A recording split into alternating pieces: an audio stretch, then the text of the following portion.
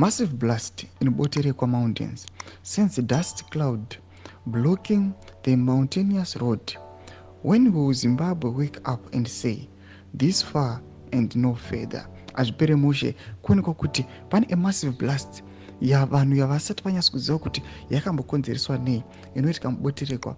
Everyone knows kuti boterekwa iri deadly, inotyisa.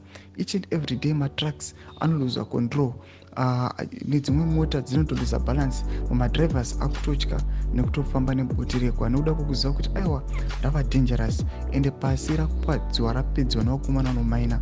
Sanapinda masvika muda nyuko pana mutu subscribe or like or turn on the bell icon tipinda mchinyiredio vanyora vachiti this is the daily reality in Shurugwi. Imagine living nearby with the children and inhaling that amount of dust every single day.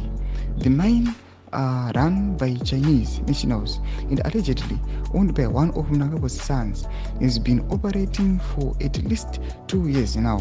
What benefits does the community near the Boterekwa mountains receive? Only water pollution, air pollution, and noise pollution. One puts up this picture, a blast, a massive blast yakaitika, yakabloka way.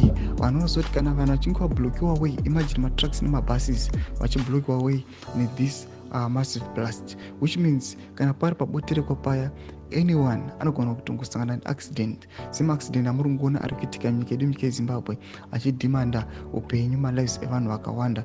Chitiko chinoitika munyika yeZimbabwe chari kuuya chidhimanda vachiti aiwa vagari venyika yeZimbabwe must demand kuti aiwa hatichadi zvinhu zvakadai. Inoda kuti this Chinese vari kuuya vachimaina hapana kana benefit iri kumbodzoka as a return kune vagari vanogara munyika yeZimbabwe kana muShurugwi.